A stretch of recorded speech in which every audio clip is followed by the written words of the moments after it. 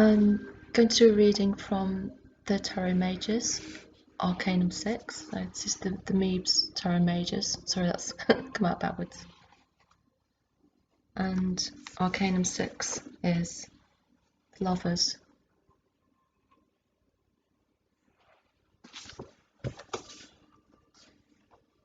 Which is the pathway from Bina to Tiferet, and it's signified by the Hebrew letter Vow.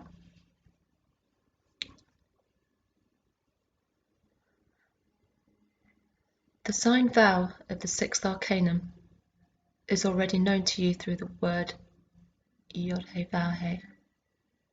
The hieroglyphs of this Arcanum are the eye and the ear, that is, the two most important organs that facilitate contact with the external world. What are the consequences of this contact? It is evident that external concepts will correspond to certain subjective concepts. What is internal has the receptive capacity for what is external.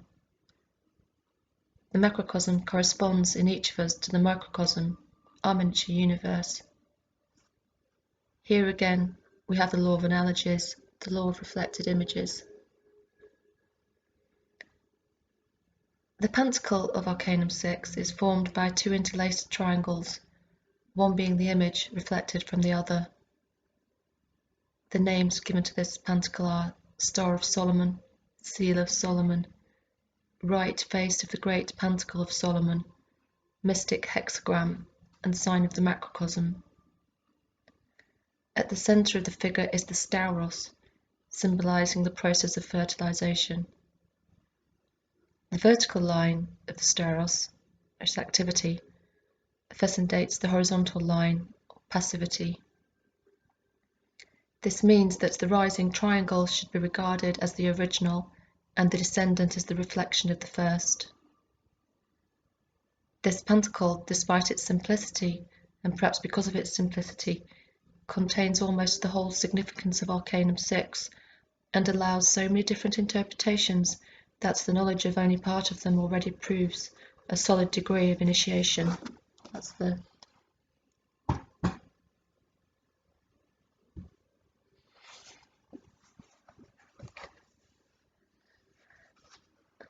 Let us try to indicate some of these interpretations. The ascending triangle can be considered as the triangle of Jesus, symbolizing the evolutionary process of our redemption. Consequently, the descending triangle will be considered as the triangle of Mary, the element that participated in the evolutionary process of the incarnation. The Stauros points to redemption as a target, and the incarnation as a means. Analysing the pentacle as a sign of the macrocosm, that is, as the general scheme of the unrolling of phenomena in nature, we will call the ascending triangle triangle of fire, symbol of evolutionary processes, subtilizers, renovators, and purifiers. The descending triangle is the triangle of water, which symbolizes the involutive processes, multiplying and complicating the manifestations, creating the stagnant routine. The Stauros indicates to us that the existence of all that is dense, inert, and complicated is only a reflection of all that is radiant, subtle, and simple, because matter exists thanks to the spirit, not the inverse. Draw an ascending triangle so that the figure of the radiant elder is woven into it. Within the descending triangle, we will delineate another human figure, no longer radiant but more dense and with a black beard. Thus, we will have the representation of the great scheme of the two universally powerful androgynes, the macroprosopus or god of the white beard, and its reflection, the microprosopus or god of the black beard. In the literal translation of the Greek, macroprosopo means long face, and the microprosopus short face or narrow face. There is a diagram of this.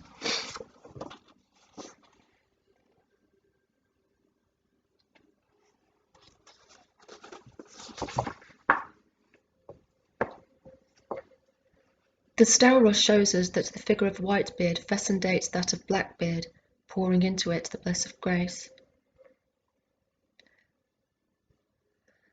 What is the theoretical role of these androgynes in the general scheme of the dynamic process? Let us search through the ascending scale of the process. We have already learned that each yod is a transformation of the second hay of the previous tetragrammatic cycle. Let us therefore seek to go back to the first yod. This yod cannot be the root cause of the dynamic cycles, that is, it cannot be the initial link of the world of emanations. For this initial link must be capable of generating the inferior links in itself, and therefore possesses the attribute of the androgyne. We will try to symbolize this primordial bipolar link via the point over the first yod. Thus, the first tetragrammatic cycle will be written point yod he vav he. The starting point will correspond to the superior androgyne, the Ancient of Days, the macroprosopus, from whom the father, Yod, and the mother, He, who completes the father, emanate. The union of the two generates the microprosopo, Vow. The latter creates for itself in the wife or bride, spouse, a second He, in which will manifest the activity of the entire family. Man's path to the macroprosopo is through ecstasy, while the path to the microprosopo can be found through the heart of each of us. Astrologically, Arcanum VI corresponds to the zodiacal sign of Taurus, simply because the sign of the bull follows that of the ram. The titles of the Arcanum and the planes of the Theosophical Ternary are the following. In the plane of the manifestations of the archetype, the seal of Solomon indicates the great law of analogy, Methodus Analogiae. In the realm of human activity, this pentacle represents the concept of what we call the free will, Pentagrammatica Libertas. On the plane of the life of nature, we associate the analogies with the environment in which they manifest, and which unites or separates them, as we prefer. In this plan, the title of the Arcanum is medium environment. Let us consider separately the meaning of these three names. The first title, Methodus Analogiae, corresponds to the arithmetic division of its number 6 in two identical numerals, that is, 6 equals 3 plus 3, and means that a manifestation, Arcanum 3, requires another analogous manifestation, another 3. This is the essence of Arcanum 6. That the first title of the Arcanum is best illustrated by the words of the Mysteries of Hermes, which constitute the first of the so-called emerald verses of the Hermetic Code of the ancient Egyptians, and is translated that in English, with some notes after each clause. True and not false, that is, absolutely true in the mental plane. Accurate, that is, correctly transmitted in form without distorting the astral cliches.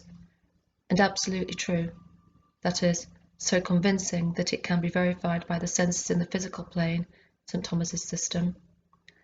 The lower is similar to the upper, and the upper is similar to the lower, to complete the miracles of the whole, or even better, to penetrate the miracles of the whole.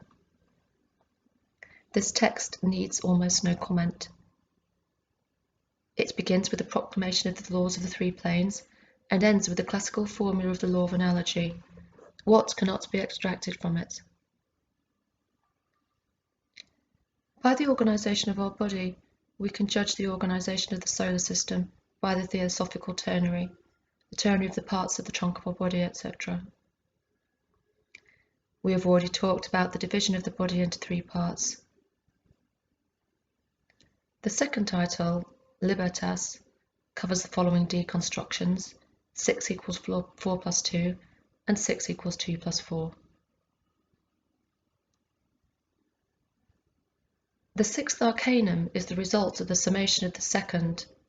Gnosis equals knowledge of the nature of the paths provided for free choice. and the fourth, authority determining the right of free choice. So here the second arcanum is the High Priestess and the fourth is the Emperor. And the third is the Empress. The result is a complete picture of the dilemma of good and evil, subtle and gross, true and false, temporary and eternal, active and inert, etc. So often it can be said every minute, which appears in human life. The choice is free, both triangles are available. But the Staros reminds us that the impetus for choosing an evolutionary triangle is given by the impulse of the higher activity, fertilizing our inertia. This thesis is beautifully illustrated by the picture of the sixth arcanum of the tarot. The subject, who is to apply human freedom, is depicted on the card as a young man. Youth is a hint of the need for an element of timeliness in choosing. The evolutionary triangle in the picture corresponds to a modestly dressed, seemingly plain-looking girl who is inviting a young man to take the right path of a crossroads of two roads. This is a virtue. The image is presented as the reflection in a mirror. The right path is the path to the right of the one looking at the card. An involutive triangle corresponds to a woman luxuriously dressed, up with a very attractive beauty, attracting a young man to the left path. The role of Staros is interpreted by the justice genius, soaring in the clouds by directing the punishing arrow in the direction of the left woman, personifying vice. The scientific name for the arcanum picture is bifurcatio, which is crossroads. The vulgar name, l'amoureux, the lovers, is due to the awkward pose of the young man and his confusion. It remains to consider the issue of a visible indicator of systematic correctness in a person's choice of a road at a crossroads. This indicator is called spiritual harmony. It serves as a reward to those who generally seek to choose the right path and realize this desire. The harmony of the soul is manifested by the balance and equanimity of the human being, as by the equal and parallel development of their activity and their receptivity. A person who perceives clichés well in any field, and is not gifted with realizing power in the amount of his understanding of this field, will be inharmonious and unhappy in this field. And vice versa. If you are powerful in something that you cannot navigate in, which you are not sufficiently aware of, then again you cannot have harmony. We can consider harmony as a neutralization of the binary Adam-Eve, or activity-receptivity within astral man himself. This polarity of the talk is neutralized by the synthesis of the extremes. We also note the question of free will in its essence, in the sense of quantifying this freedom in various planes and subplanes of being. Slightly initiated man is aware that, generally speaking, there is no smoke without fire. Therefore, if on the one hand there are ardent determinists, and on the other hand there are fanatical champions of the idea of absolute freedom of will, then, generally speaking, in a certain subplane of our being, there is a certain portion of karmic slavery.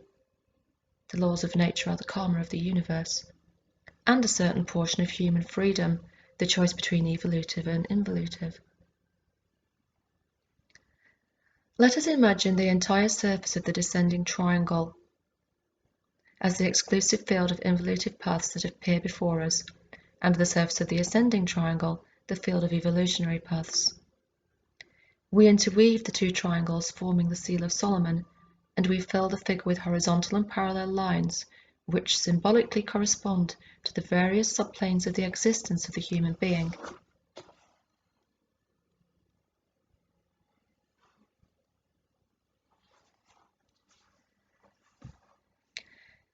We see that in the lower layers, there will only be involutive paths.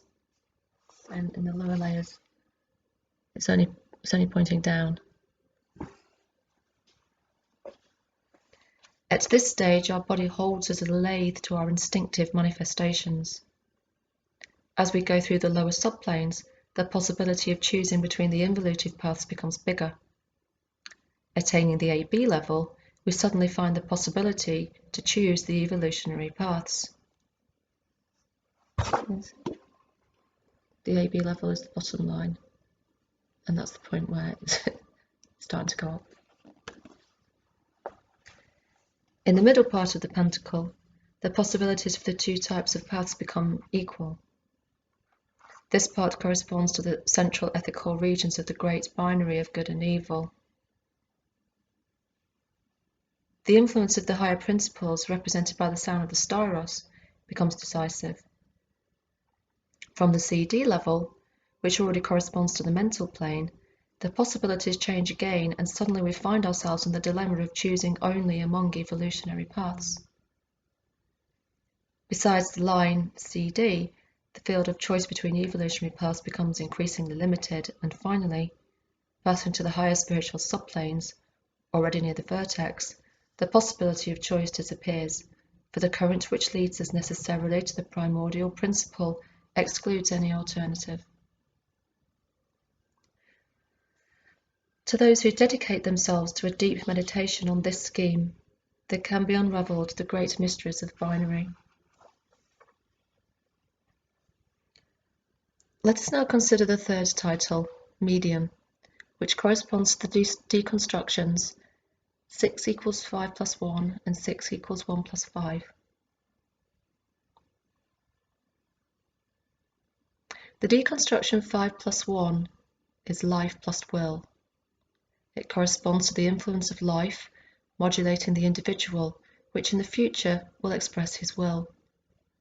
This deconstruction gives us the scheme of macroprosopo in nature. The deconstruction 1 plus 5, will plus life, emphasizes that the will of the one is enough to create the life at all stages and at all levels. It is the scheme of the emanations, the macroprosopo creating nature. In the continuation of the already mentioned text of the Emerald Verses, and we quote below, we find the best general picture of the processes of nature, and a literal translation from the Latin is, and just as all things came from the principle through the one, so also all things born have come from the adaptation of the one substance. In free translation it would be, just as all principles were emanated by the one principle, by its very nature, so that everything that was born was formed of the unique substance by means of adaptation, coagulation, or rarefaction thereof. In the foregoing we have the synthesis of the principles of emanating and governing forms through two processes, whose names are written along the muscles of the arms of Heinrich Kunrath's androgyne. That was created in 1602, and which is one of the 10 most edifying pentacles left by this great hermeticist.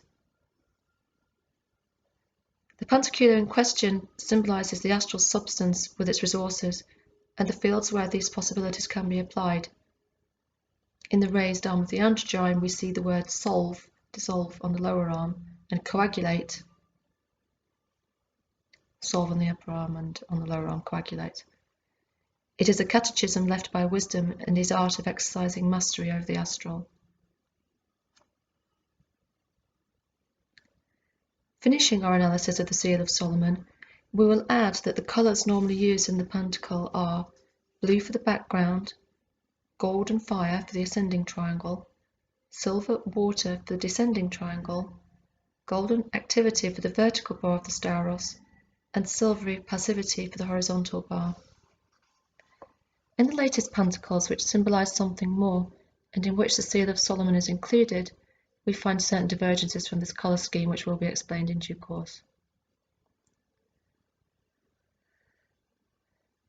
In the case of adaptatio, that is, adaptations and preparations, we shall say a few words about homeopathy as an adaptation of the sixth arcanum. The remedies can act in three ways: mechanical, chemical, and dynamic. As an example of mechanical action, we will mention the use of liquid mercury in case of anastrophe, bowel reversal, of furum oxidatum to increase the peristaltic movement of the intestines, of lubricants such as castor oil, etc. A chemical action is expected from most allopathic medicines, disinfectants, products that restore a weakened chemical reaction of the organism, etc.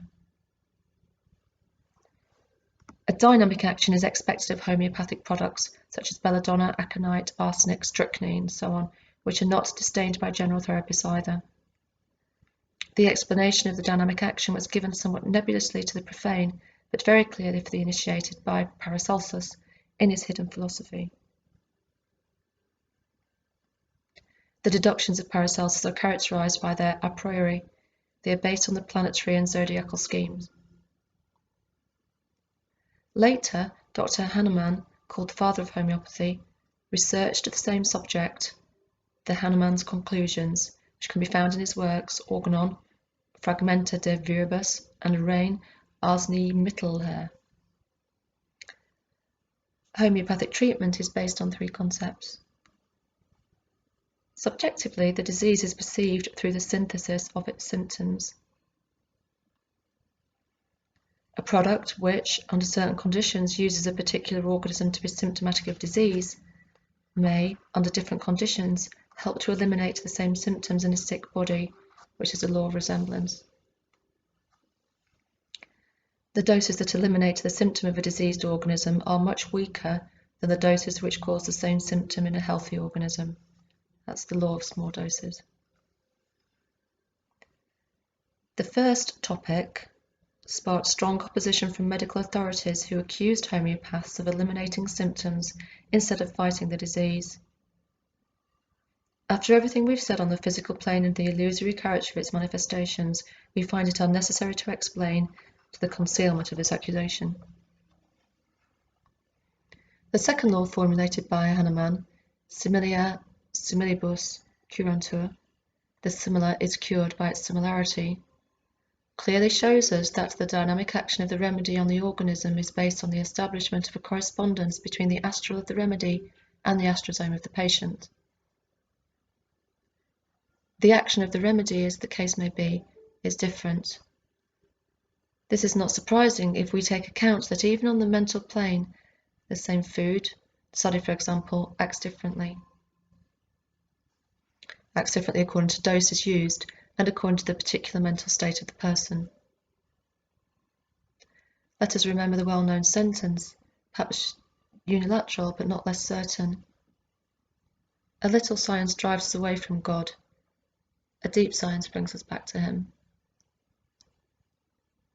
The law of small doses in homeopathy recalls the principle of the point of support in magic. We must add that Hahnemann recommends choosing among all products the similimum, the most similar, that is, the one corresponding to the greatest number of the main symptoms of the disease.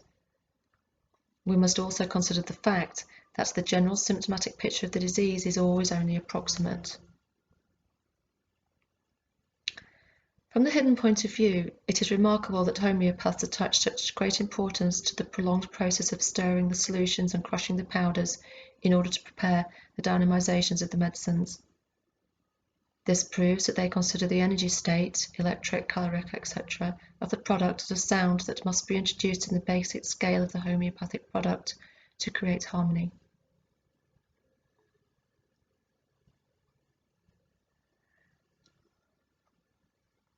There are notes on the sixth arcanum based on meditations on the tarot primarily.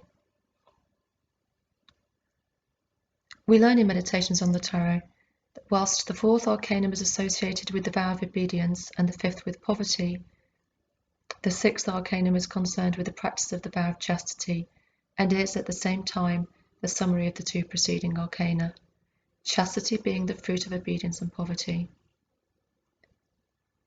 It is here that these three sacred vows and methods of spiritual discipline are contrasted directly with the trials and temptations of power, richness, and debauchery which are set in opposition to these vows.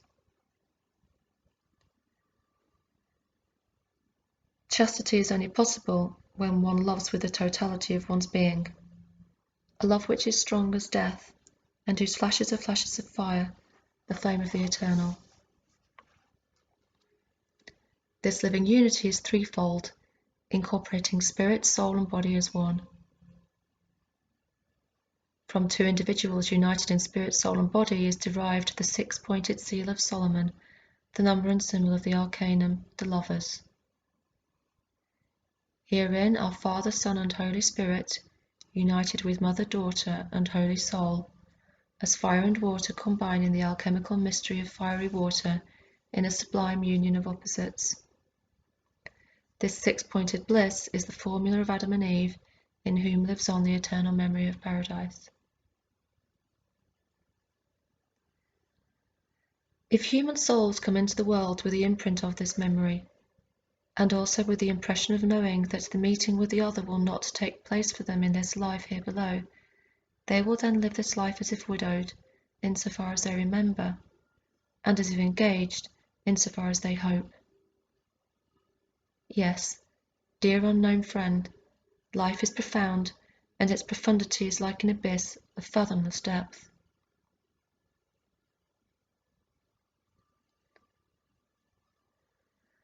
The Tetragrammaton, the sacred name of God, Yod-Heh-Vav-Heh, signifies Yahweh, pronounced in Hebrew as Adonai, in English became Jehovah.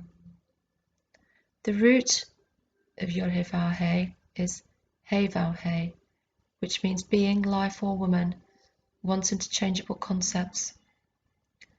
In Latin, He-Vav-Heh is spelled Eve, Eve, and the esoteric meaning of Yahweh is therefore Eve, mother of all living. A second version of the Tetragrammaton is spelled Ea, and is derived from Haya, another name of Eve that expresses her connection to women in childbirth. A central tenet of the philosophical Kabbalah is that God the Father has lost the Great Mother, his feminine aspect, also called the Shekinah.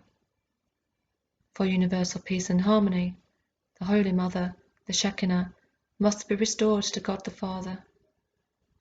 We can support this cosmic mission, this generation of fiery water, as the supreme resolution of elemental binaries.